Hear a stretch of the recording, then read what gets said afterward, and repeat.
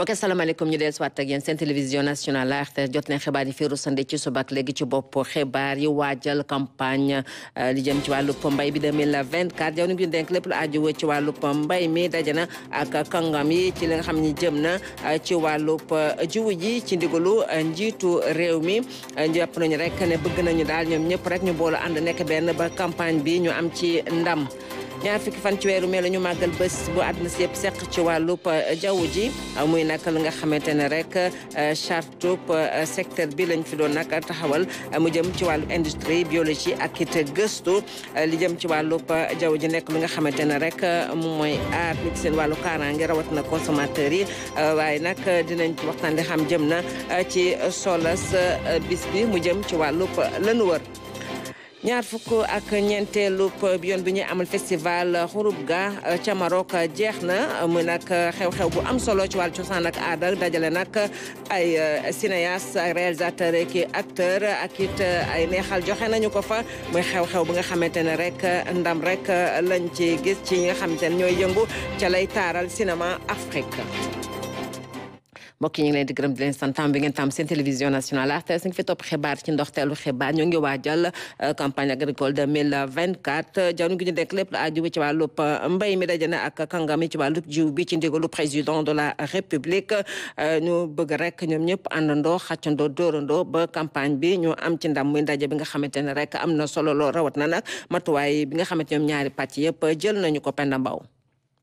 ndaje mi ministre bi ñu dénk wàllu mbay mi amal ak ñii di opérateur yor wàllu semence yi ak engrais yi ñu ngi ko amee nag gannaaw ba président de la république Bassirou Diomaye Faye joxe ay digteel yu leer ngir rek lii di campagne bi ñu amal ko ci anam yu yee jaar yoon na moom jawriñ ji daal moom it mi ngi rafetlu bu baax partenariat mi xam ne ñu ngi ko dëggalaat entre OPS yi ak ñii di ministère de l' agriculture. changement yi teg ci man sant ko ne ko demal waxtaan ak acteurs yëpp nga jël temps bi war. nga bañ a déglu rek say service waaye nga déglu ñu nekk sur le terrain am jafe-jafe nga laaj leen naka la ñuy saafara seen jafe-jafe ñu wax la seen pexe parce que ku nekk ci tool am jafe-jafe ne lii bu dañoon sama tool du ma am lu may jooy kooku moo gën a wóor a déglu ku koo xamante ne dafa toog ne bind naa lii laa yaakaar wala lii laa liir wala bu ñu demee ci tël dëkk looloo fa am. Au nom de son excellence le président de la République ak au nom du premier ministre maa ngi remercier président Fall mi ak opérateurs yi. bi ma premier ministre ak secrétaire général gouvernement bi waxee ne suñu sañoon ñu accéléré waxtaan bi ak opérateurs yi ba ma woowee président Fall daf ne ma week-end bi la mais opérateurs yi danañ ñëw te opérateurs yi nii ñu ñëwee rafetlu naa taxawaay bi rafetlu naa franchise discussion yi nga xam ne ni am nañ ko fa et njortu naa ne pexe dana am.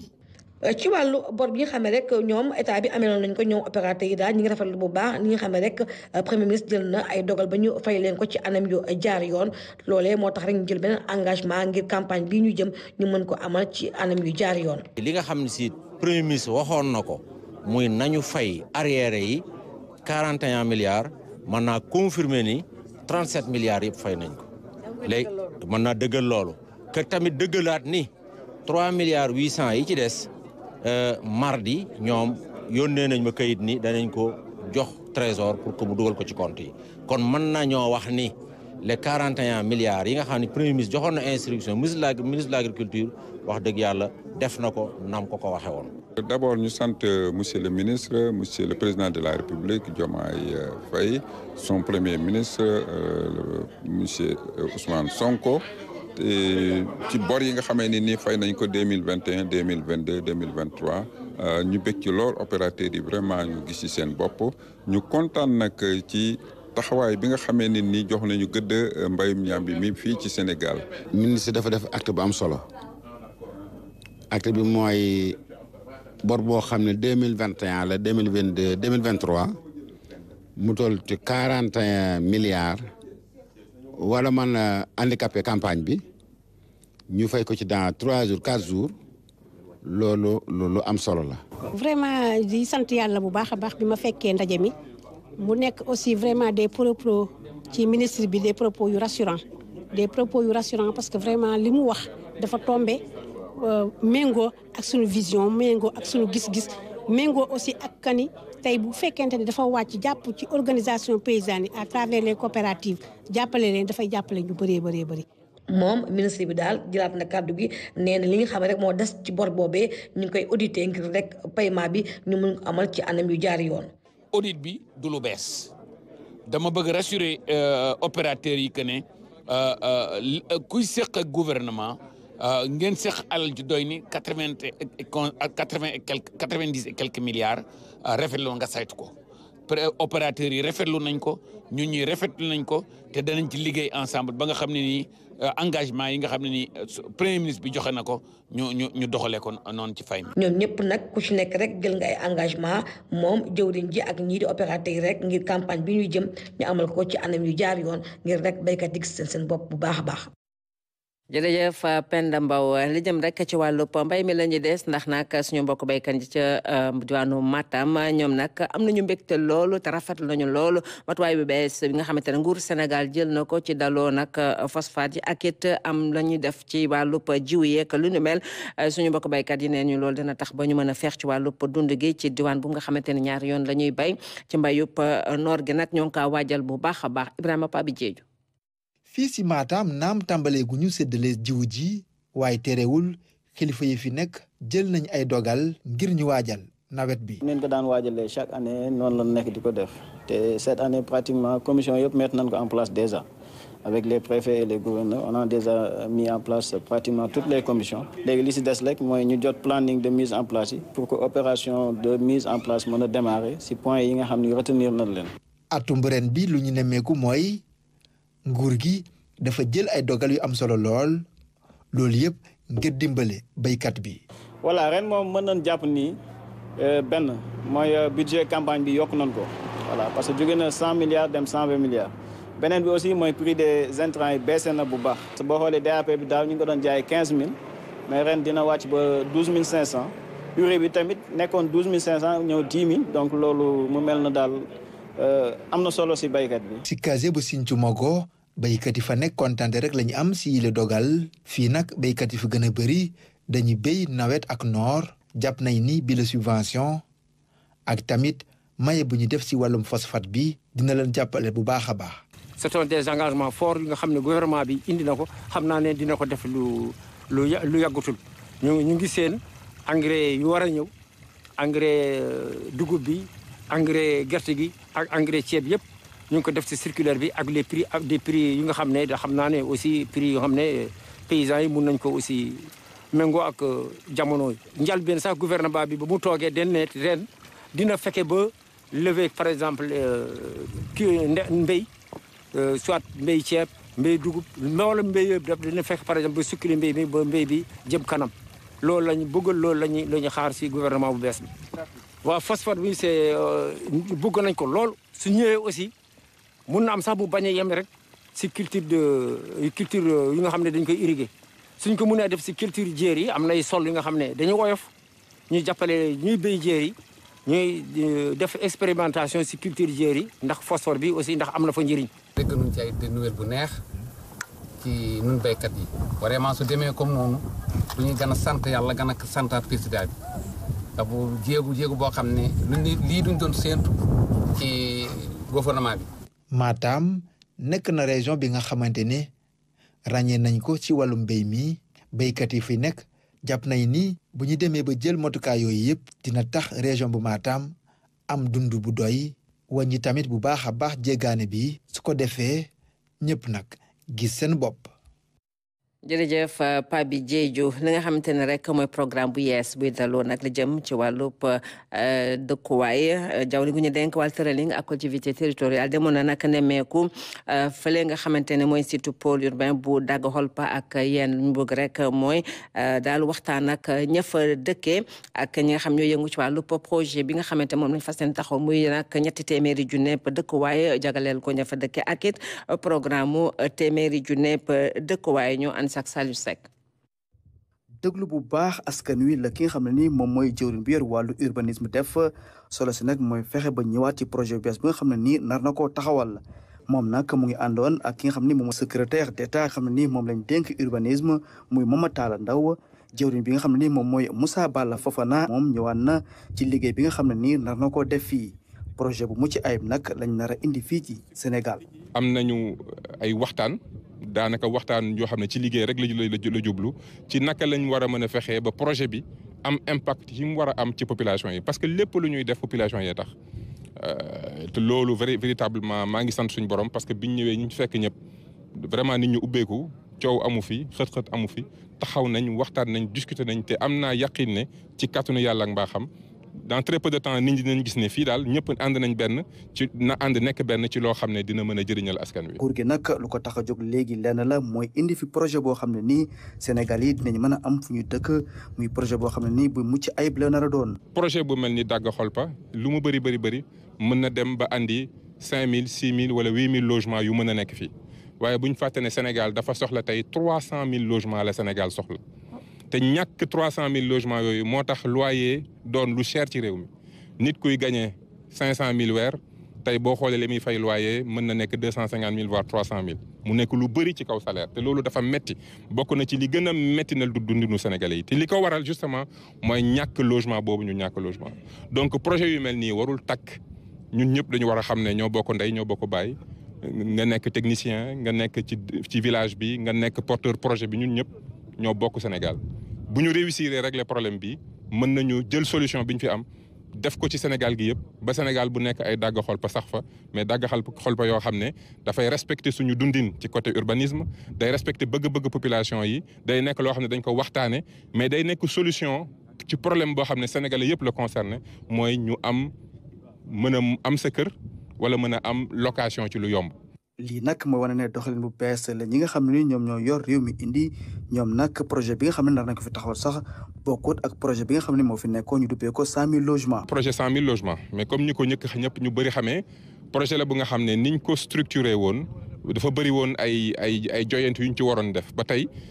am na ay promoteurs yoo xam ne wóolu woon nañ état ba engagé seen i am tey ñu ngi ci ay difficultés am na ñoo xam ne pare nañ mënunoo livrer parce que am na yu des yooyu nag la ñuy bañ ñun. reprendre erreur yooyu moo tax bi ñu ñëwee ba léegi xëy na 5 semaines lañ fi defagum waaye li ñu jàngatagum te li ñu nar a andi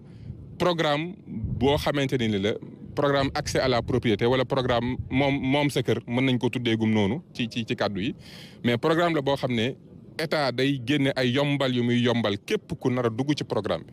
promoteur bu ci dugg tam di nga wane sa mënin ak sa xam-xam parce que bëgguñu tam nga ñëw jël loo xam ne doo ko yeggale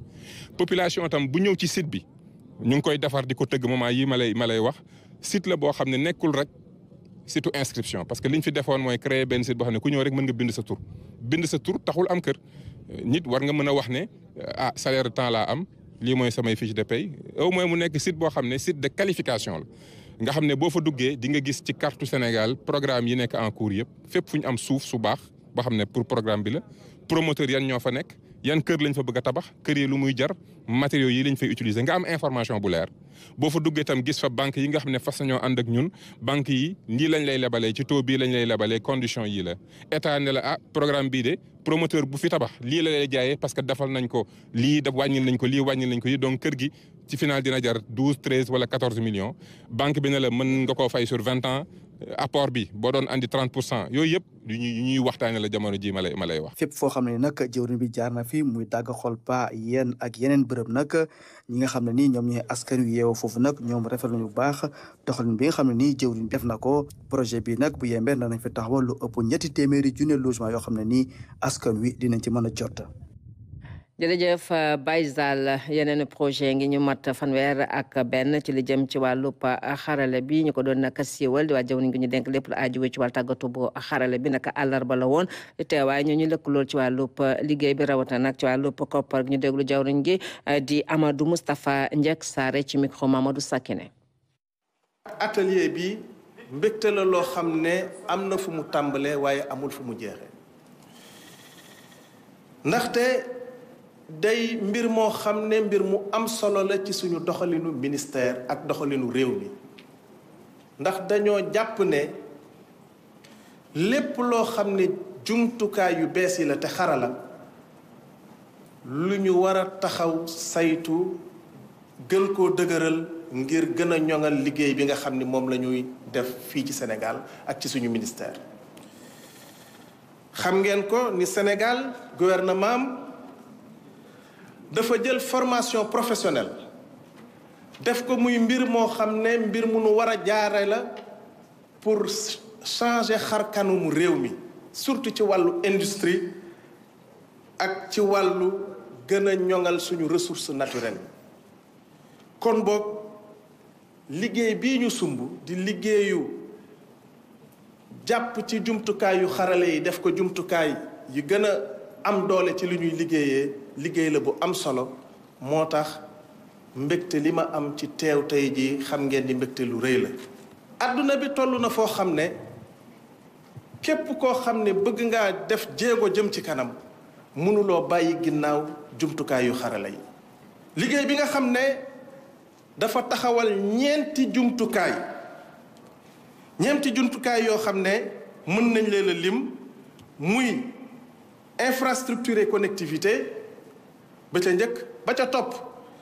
di digitalisation des processus et procédures bi ci topp di interopérabilité et confiance numérique bi ñuy mujjee nag moom mooy la conduite du changement. mu doon nag jamono gi te woon foofu ci xew-xew bu am solo boobu ñaar fan ci weeru mel ñu màggal bëccëg bu àdduna sëpp seq ci wàllub jaww ji muy la nga xamante ne rek nañ saytu cartub yenn secteur mu mel ni industrie ak biologie ak gëstu muy lu nga xam lu am solo la ci dundub kit kaaraange consommateur yi at bi nag xalaat gi mu ngi dem ci solo sa météorologie ci suñu la ñu wër Kasum Sall.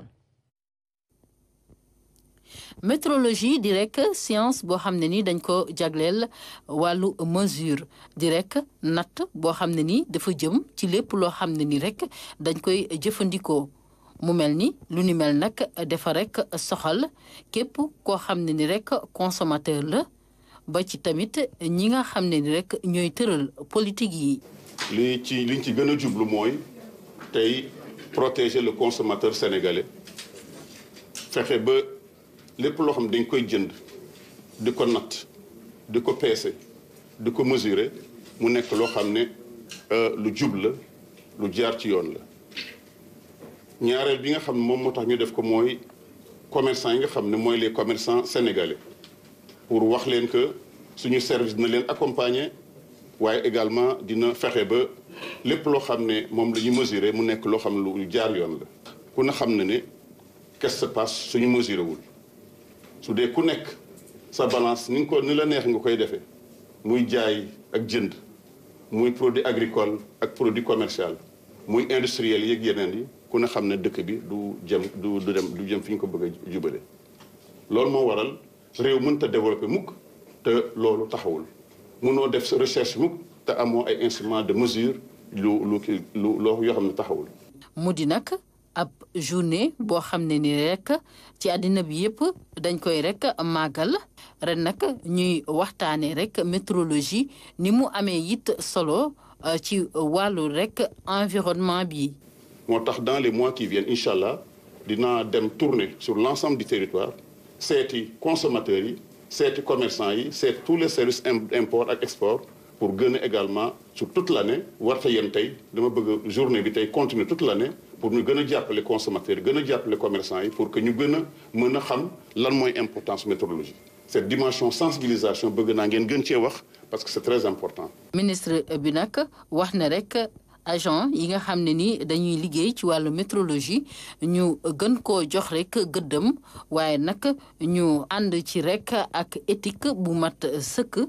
nee na loolu nag day tax rek ba ñu mën a protéger consommateur bi waaye it ñu mën a rek am ay entreprise yoo xam ne ni dañoo dëgër. Kasum Sall am na solo lool leneen lu am solo ngi noonu mu jëm nag ci wàllub ndox nu mu amee solo ci dundunu nag doomu Adama mu am ndaje bu yaatu bu am solo bu ñu amee ca Bali ci réew Indonésie ñaareelu bëccëg bi ay ndaje yu am solo amal nañu ko mu jëm nag ci nag ubbi la nga xamante ne rek mooy doxal nag liggéey bi mu jëm ci wàllu financement ak assainissement ak jàmm Sénégal nag jàlle na nag message mu jëm nag ci la nga xamante ne rek mooy koppar ga war rek jëm ci wàllub daal ndox ni nag ñu daloo ko ci anam yi mu gën a yàggee Lamine Touré. hydrodiplomatie maanaam coopération lu jëm ci wàllum li nga xam ne moo di lëkkaloo ci wàllum gestion ndox bi daanaka moo di poñ boo xam ne moom la ñu waxtaanee ci pavillon bu Sénégal ay acteurs yu mel ni OMVS ak OMVG doon nañu participer bu baax a baax ci li nga xam ne moo di ndaje bi wane réalisation yoo xam ne def nañ ko ci wàllum lii di gestion ndox mi lépp ñu laal ko nag ci waxtaan bu am solo. am nañ lu ñuy wax ligne d'interconnexion électrique ba nga xam ne junni ak juróomi ñaari téeméer la nga xam ne mooy lënkale ñeent réew yi te boo leen xoolee courant boobu tey mu ngi tax lu ñuy wax suñu société d'électricité daal di weccoo si énergie bi di ngeen gis NAWEC dina mën a waxtaan ak weccoog société d'électricité bu nekk Guinée comme EDG ñu weccoog également ñi mel na NAWEC ñi nekk Gambie ak ñi nekk Guinée-Bissau muy EAGB donc loolu mooy njëriñ bi donc benn réew mën na dem jëlee énergie si yeneen courant si yeneen réew yi te boo leen xoolee en fait boucle bi moo desoon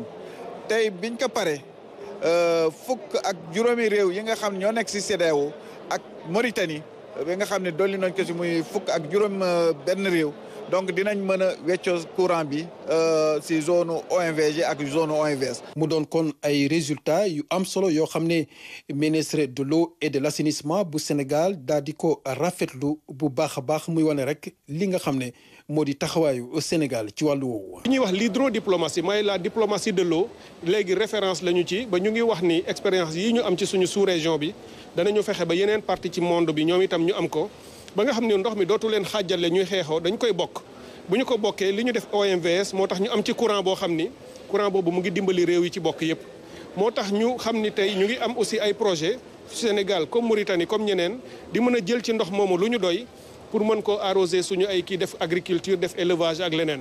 loolu nag mooy tey li ñu tàmbalee te ñu def ko ci pavillon au Sénégal muy lu ñu rafetlu lool. Sénégal nag nekk fépp fi nga xam ne moo di forum bu Bali ministre bi nag fekkee na ay waxtaan yu bare yu soxal li nga xam ne moo di financement assainissement ak lii di paix ci wàllum gestion ndox mi réew bu nekk dafa daal di défendre li nga xam ne moo di ses choix politiques mu doon kon lu am solo lu soxal li nga xam ne moo di financement projet yu laal lii di ndox bi Sénégal nag am na ci xalaat bu am solo. ñuy wax atteinte des objectifs du développement durable à 2030 mais bu fekkee nit ñi jotuñu ci ndox mënuloo kon am nutrition mënuloo am mbéy mënuloo am agriculture doo loo am loo dundee doo tax sa tal faju doo tax tal leneen. donc loolu moo tax ma ni leen ndox ressource la boo xam ni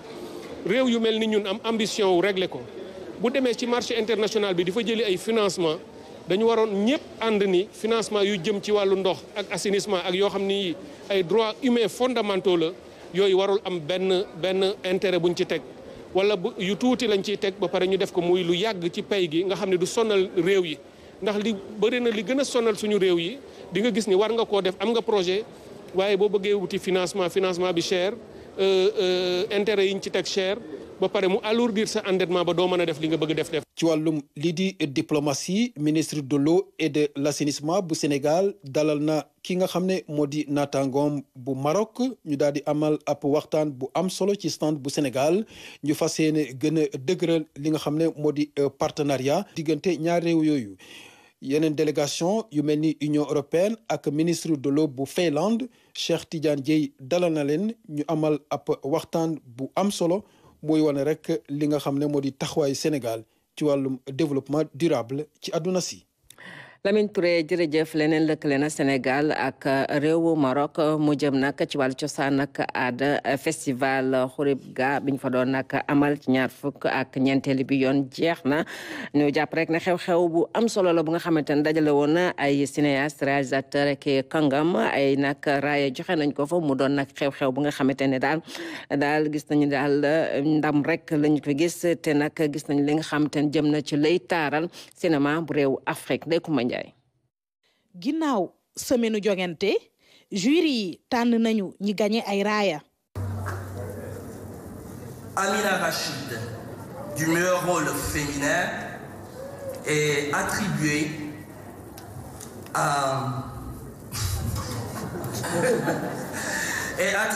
à l'actrice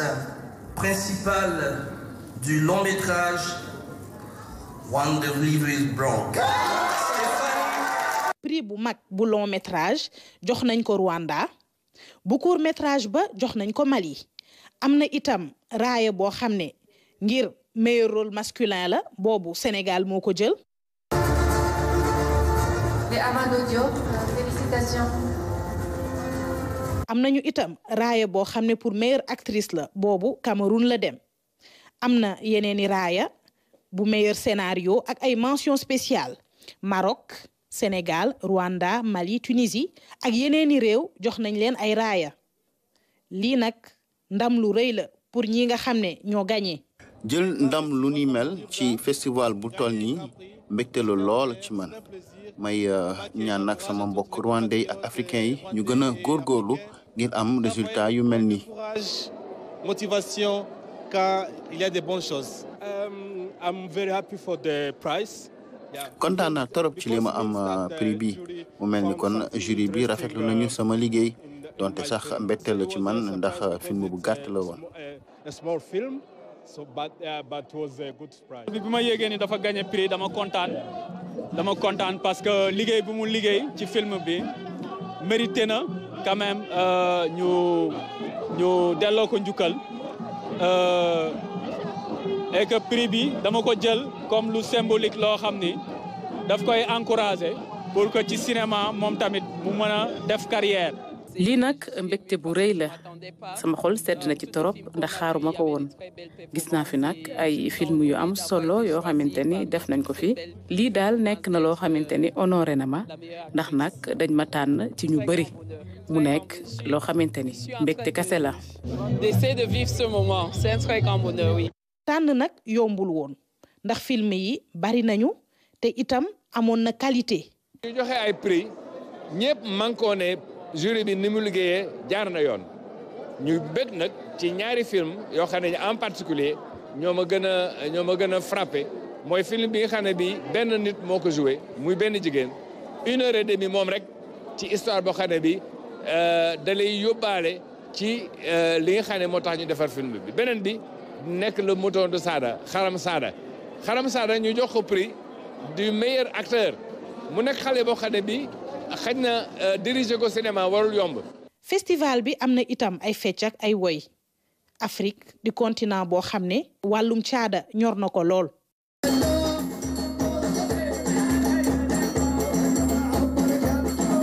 Maroc nag réussir na lii di organisation bi def nañu ay moyens yu am solo ngir mën a accueillir ñii di nga xam ne ñooy invité yi. Notre objectif, c'est l'organisation. Il faut que les... lu am solo la ci ñun ñu organiser festival bu mel nii lépp lu ñu war a def nag ngir jaar yoon dinañ ko def liñ ci jublu mooy fexe ba liggéey ak li ñuy wax fédération panafricaine du cinéma ak ñëpp ñu yëngu ci wàllum audiovisuel ngir jàppale festival bi di festivalu Khouribga. Audiovisuel pour soutenir les festivals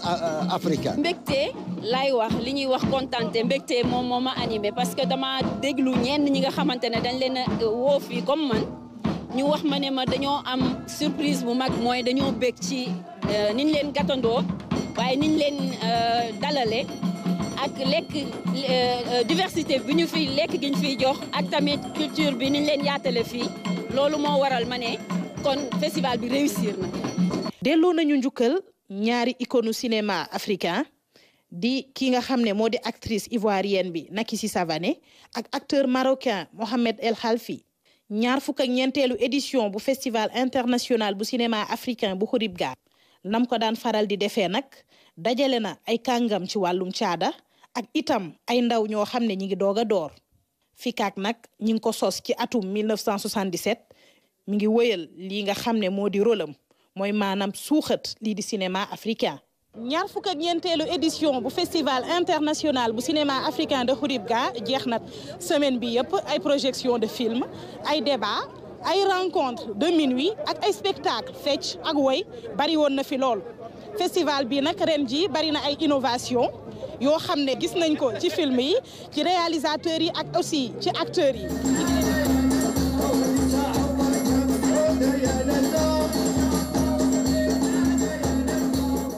am na solo Ndeye Coumba Ndiaye Massiré Faye liggéey bi rafet na waa Cameroun ñoom nag ñu doon màggal ñaar fukki fan ak ñett ci weeru mai juróom fukk ak ñaareel benn bu ñuy nag màggal lañu booloo nekk benn ci seen réew ñu waa Cameroun yi nga xam ñu ngi nekk fii ci Dakar te di teewal fi seen réew ñoo ngi ko màggale ci seen barab muy nag jamono ji nga xamante ne rek def nañu xayma li lëkkale réewu Cameroun ak réewu Sénégal gouvernement bu Sénégal nag kii di Olivier Bonkal mu jaru ngi denk wàllub xëyme moom moo fa teewaloo nag njiitu réew mi ñu ànd si ak Fatou Diouf.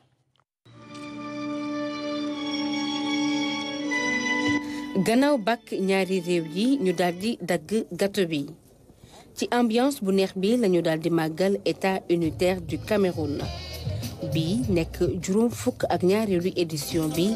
ñu koy màggal ci thème bi Armée Nation ensemble pour un Cameroun uni prospère et pacifique maanaam armée bi daal di lëkkaloog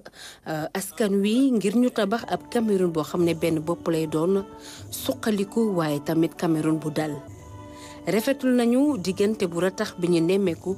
ci diggante ñaari réew yi di Cameroun ak Sénégal lëkkaloo la bu am njëriñ waaye teewul ñu war ko gën a ñoŋal Olivier Bonkal moo teewaloon gouvernement bu Sénégal moom nag waxtaane na fa ndogal gi kilifay réew mi jël ngir gën a ñoŋal lëkkaloo bi am ci diggante ñaari réew yi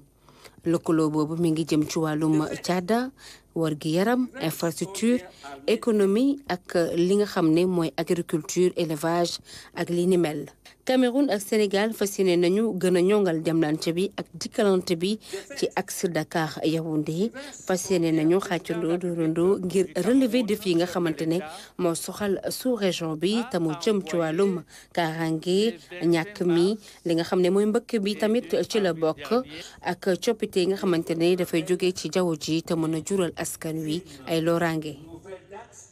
Fatou Diouf ci wàllu tàggat yaram suñu réew amat na ndam ci Olympiade bu Paris 2024 ci coupe du monde bu para canoë sprint bu Budapest ci Hongrie Edmond Sanka mu am médaille bronze bu mondiaux bu distance 2024 moom dana teew ci Paris 2024 paracanoïste bu sénégalais bi champion d'Afrique moom nag dina bokk ci version 2 bu mondial bu Pologne ñaar fan ak juróom ñaar lay doon ci weeru mai bi ñu dëkkmal Jacob Ndiir Tandaxa Njaay mu di nag loo xam ni dafa dal di jëm kaw rawatina nag fale ci Europe loolu moo di canoë kayak ak aviron bu Sénégal ki nga xam ne nag moo di Combé Seck gannaaw bi mu qualifié si jigéen ñi pour Jeux olympiques yu Paris 2024 si kayak foofu nag Yves Boris moom itamit si beneen fànn mu di canoë slalom moom itamit dal dina décroché qualification si mondiaux 2024 yu amoon kii mu ne nag champion d'Afrique bi di Edmond Sanka moom itamit dal dina def lu mag a mag gannaaw nag bi mu dal di décroché moom itamit qualification wam pour canoë sprint ñu wax rek ni si para canoë boobule bu nu xoolee départ bi nga xam ni joxe nañu ko mu di nag 20 mètres yi moom di nga xam ni moo di Edmond Sanka dal dina nag dugg si biir gaa yi fa mu nekk nag dal di bàyyi si gannaaw ñoo xam ne ñii ñett kii di champion wu Autriche kii di champion wu Brésil ak champion wu Espagne ñooñu nag seen yaakaar Edmond Sanka dal di naka tas gannaaw nag bi nga xamee ni dafa dal di gagné place am pour Jeux olympiques para-olympiques yi am en France ñu wax rek ni Sénégal pareeguñu si ndax nag li ñuy wax lii di para canoë loolu nag ñu dal di jàpp date bi mu di 27 mai ba nga xam ni moo di ñëw wante bi yoon nag ñu ngi koy defee fale nga xam ni moo di Poznan ñu war a nag dal di wut beneen qualification su ko defee nag mu dal di nekk ñeenti qualifié pour le Sénégal ba fii ñu toll nii rek si discipline yu Sénégal yëpp canoë kayak rek moo fi amagum li ëpp si ay qualifié pour Jeux olympiques yi di ñëw. Tandaxa mbokk yi bu ne sax ngeen ànd ak Ibrahima Diédhiou ci xibaar ci français ma leen di ñaanal guddi jàmm salaam.